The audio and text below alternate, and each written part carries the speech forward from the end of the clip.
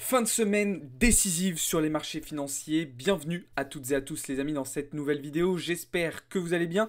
On est le jeudi 25 janvier 2024 et on va faire une nouvelle matinale trading ce matin. Gros point macroéconomique au programme, étant donné qu'on va revenir déjà sur les premiers résultats qu'on a eu hier du côté des PMI européens et américains. Et bien évidemment, on va se tourner plus précisément sur les chiffres de cet après-midi et de demain. Pas mal de volatilité à prévoir sur cette fin de semaine, à l'approche aussi du premier FOMC de l'année qui arrivera mercredi prochain, 31 janvier. Donc pas mal de choses à dire. Et puis bien évidemment, on fera aussi un point technique sur les différents marchés, crypto, tradi, parce qu'il y a là aussi pas mal de choses à dire. Juste avant de commencer, comme d'habitude, je vous invite à vous abonner si ce n'est pas encore déjà fait et surtout à nous rejoindre dans le serveur Discord. Vous avez le lien dans la description. Alors justement, on va commencer dans un premier temps par un premier point sur le marché crypto et notamment sur Bitcoin, sur lequel je vais vous proposer une approche un petit peu différente ce matin parce que techniquement, en fait, il n'y a pas grand-chose de plus à dire que ce que je vous ai déjà dit hier, à savoir que pour le moment, on est toujours bloqué sous cette zone des 40 000, 40 200 $. Et donc, du fait qu'on soit toujours bloqué sous ce niveau-là, je reste dans une configuration baissière. Je reste dans un biais vendeur avec pour moi des objectifs de retracement vers les, on va dire, entre les 38 et les 32 000 $, si on prend vraiment la borne la plus basse. Mais du coup, ce matin, je voulais vous proposer une approche un petit peu différente pour préciser ce scénario-là et de rentrer un petit peu plus dans les détails, notamment sur des unités de temps un petit peu plus courtes. Pour cela, on va utiliser des données que j'utilise régulièrement, mais on va les intégrer un petit peu plus que d'habitude dans notre analyse. Pour ça, on va déjà regarder ce qu'il va se passer demain. Vous savez, chaque vendredi, on a un certain nombre de contrats, d'options qui arrivent à expiration sur Bitcoin, sur Ethereum, mais sur tout plein d'autres classes d'actifs. Nous, ce qui va nous intéresser particulièrement pour demain, c'est bien évidemment le montant qui va arriver à expiration, qui est assez important, mais c'est surtout cette donnée-là, le Max Pain Price. Ce Max Pain Price, pour demain, il est estimé à 41 000 $. Alors, qu'est-ce que ça veut dire Max Pain Price? C'est le prix de douleur maximum, d'accord? Donc, on sait que généralement, quand on arrive sur cette fin de semaine et qu'on a plusieurs millions de dollars de contrats qui arrivent à expiration, le prix a tendance à se rapprocher de ce prix de douleur maximum. Alors, retenez bien ce prix-là parce qu'il est très important, notamment si on regarde du côté de l'order book. En effet, on observe que depuis quelques jours, on a une zone d'ordre relativement importante, alors moins importante que ce qu'on a au sud, mais tout de même relativement importante, qui s'est créée aux alentours des 41 000 $. Là où se situe notre Max Pain Price. Mon scénario va être donc de potentiellement venir chercher dans un premier temps sur cette fin de semaine les 41 000 $, pour ensuite aller chercher une nouvelle jambe baissière et récupérer tous les ordres qui sont en attente, comme vous le voyez ici, entre 38 500 et 35 000 $. D'accord? À savoir que si on dézoome un petit peu, on pourra identifier que sur l'order book, on avait, rappelez-vous, ces derniers jours, deux grosses zones de vente en limite entre 44 et 45 000 $. Ces zones ont disparu, elles ont été supprimées. Ça, c'est important. Et troisième chose à dire, c'est du côté du sentiment de marché, du comportement des acteurs du marché. Actuellement, qu'est-ce qui se passe? On a des whales qui ont racheté la correction, mais on a des retails qui sont passés bearish. Donc ça, à court terme, c'est plutôt un indicateur haussier. Parce que généralement, quand les whales rachètent et que les retails vendent, c'est là où en fait on vient tout simplement faire un squeeze, un short squeeze, donc c'est-à-dire qu'on vient liquider toutes les positions vendeuses et après on retourne. On y revient. Et alors pourquoi en fait, moi je vais terminer ce point-là de cette manière, pourquoi moi je vous dis que je pense à une réintégration de 40 000, 41 000 et après repasser vendeur? Parce que qu'est-ce qui va se passer? En venant chercher les 41 000, donc le prix de douleur maximum et la zone d'ordre, on va donc liquider tous les retails en vente. Ces retails vont se dire, tiens, on a réintégré les 40 200 $, ça veut dire qu'on repasse bullish. Qu'est-ce qui va se passer à ce moment-là? Les retails vont repasser acheteurs en visant les 45 000 $. Et c'est à ce moment-là qu'on va avoir un nouveau squeeze, mais cette fois-ci un long squeeze. Et du coup, on va venir liquider toute cette position acheteuse et on va ressortir. Donc, c'est-à-dire qu'en fait, on va faire une fake réintégration de la structure pour repartir ensuite vers le bas. Alors, évidemment, ça, c'est le scénario qui me paraît le plus probable et celui que j'anticipe. Mais peut-être qu'il ne va pas se passer, peut-être que ça ne va pas se passer exactement comme ça. Idéalement, pour que pour que ce scénario se valide, en fait, ce qu'il faudrait, c'est qu'on vienne chercher les 41 000 $ sous forme de mèche. Ok, qu'on vienne les chercher très très rapidement et qu'on vienne quand même valider une clôture de bougie sous les 40 200 $. Là, on aurait une validation du scénario. Parce que qu'est-ce qui va se passer si en fait on vient chercher les 41 000 $ mais qu'on clôture au-dessus des 40 200, et ben en fait on va valider un retest bullish de la structure et là du coup très probablement qu'on aura effectivement une continuation haussière. Donc au-delà du scénario que je viens de vous présenter, bien évidemment il faudra observer et identifier la réaction du prix sur les différents niveaux clés pour valider ou non la mise en place de certains scénarios. D'accord ? N'hésitez pas à me dire dans les commentaires ce que vous pensez de tout ça, mais en tout cas moi c'est ce qu'il me semble le plus probable et le plus intéressant, et donc en fonction de tout ça, et ben, éventuellement, je prendrai un certain nombre de positions. Bien évidemment, je vous tiendrai au courant, comme d'habitude, dans le serveur Discord. Ok ? Donc voilà ce que je pouvais vous dire sur BTC. On va regarder maintenant du côté d'Ether, ce qui se passe du côté d'Ethereum, même si globalement, il n'y a pas de gros changements. Personnellement, je suis toujours en stand-by, je suis toujours en attente d'un potentiel retour sur cette zone des 2100 $, cette zone de support assez importante sur Ethereum. Mais je vais vous dire très sincèrement, je pense qu'il y a des probabilités assez fortes pour qu'Ethereum perde cette zone de polarité, d'accord, perde les 2100 $ et déclenche donc de nouvelles targets vers les 1700, 1800 $. Parce qu'en fait, qu'est-ce qui se passe? La dominance du Bitcoin est en train de remonter. Et donc, la paire Ethereum-BTC n'a pas été capable de réagir, de rebondir sur ce niveau technique que vous voyez ici.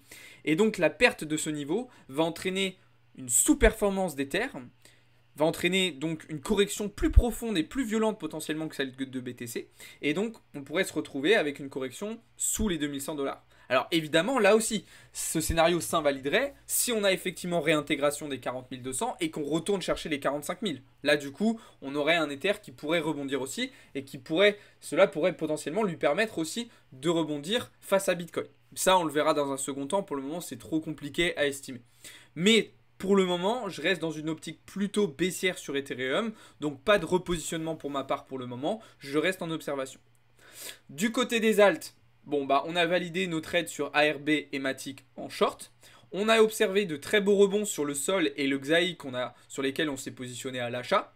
Et sur nos positions spot, on a aussi eu de très belles réactions. Je pense à Aleph, je pense à Aptos, je pense à Lido, etc., etc. Là aussi, c'est des positions que je vous ai partagées dans le serveur Discord. Petite précision concernant Aleph ce matin. Effectivement, on a eu un rebond chirurgical sur les 1,46. Cependant, personnellement, je l'attends tout de même plus bas. On voit qu'on a une structure baissière qui s'est mise en place en 4 heures. D'accord ? Donc là, effectivement, une petite respiration. Mais moi, ce que j'attends, c'est vraiment un retour aux alentours des 1,20 $ pour repasser acheteur et viser des targets. Pourquoi pas très haute, comme vous l'avez indiqué Monsieur TK dans une de ses vidéos, c'est tout à fait envisageable de viser les 35 $ pour Aleph lors du prochain bull run, ce qui nous permettrait quand même d'aller chercher de très très gros multiples. Alors attention, quand je vous dis ça, ce n'est pas un conseil en investissement, ok, faites vos propres recherches, mais pour moi, Aleph, c'est très clairement une des cryptos sur laquelle je vais potentiellement viser un x20, x30, ok. Donc voilà, encore une fois, je précise que ce n'est pas un conseil en investissement. Voilà ce que je pouvais vous dire du côté du marché crypto, les amis. Dites-moi ce que vous en pensez dans les commentaires. Et puis, on va désormais pouvoir basculer du côté des marchés financiers traditionnels. Pour ça, dans un premier temps, on va revenir sur la publication des résultats des chiffres PMI que nous avons eu hier du côté européen, mais aussi du côté américain. Alors, du côté européen, ça a été un petit peu mitigé. Globalement, ce qu'il faut retenir, c'est qu'on a fait du mieux sur le secteur manufacturier, donc le secteur primaire. On a effectivement un rebond de l'indice PMI, mais par contre, sur le secteur des services, on fait moins bien. Alors, dans un sens, ça peut être considéré comme une bonne nouvelle parce que c'est vrai que le secteur des services, c'est le secteur où l'inflation a le plus de mal à se détendre. Donc d'un point de vue inflationniste, ça peut être considéré comme quelque chose de positif. Le problème, c'est que l'Europe est dans une grosse récession, ça je vous l'ai déjà expliqué, et qu'en fait, on reste dans des phases de contraction économique sur les indices PMI, ce qui n'est vraiment pas terrible pour le coup. D'accord ? D'ailleurs, je vous ai partagé pas mal de données à ce sujet-là ce matin dans le serveur Discord. Je vous invite à aller voir ça si ça vous intéresse. Ok ? On a eu aussi donc les mêmes chiffres hier après-midi, mais cette fois-ci du côté américain. Alors là, des chiffres beaucoup plus intéressants, puisque du coup, on accentue l'expansion économique sur le secteur service et on sort d'une phase de contraction économique sur le secteur manufacturier.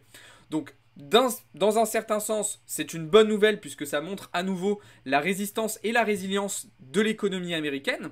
Le problème, c'est que ce secteur service, je vous le disais à l'instant, où l'inflation met plus de temps à se détendre, remonte. Et donc, ce chiffre pourrait être un élément, un déclencheur, là aussi, d'une continuation du rebond actuel qu'on observe actuellement de l'inflation aux États-Unis. Donc attention, d'ailleurs on a vu lors de la publication de ces résultats le dollar rebondir, le taux à 10 ans rebondir. Attention comment les marchés vont réagir à cela et surtout de quelle manière la Fed va interpréter ce résultat qui n'est clairement pas anodin. Alors, en parlant de la Fed, aujourd'hui et demain, elle va être aussi très très attentive. Pourquoi ? Parce qu'aujourd'hui, on va avoir pas mal de résultats du côté américain et notamment les chiffres de la croissance sur le quatrième trimestre, donc via le PIB.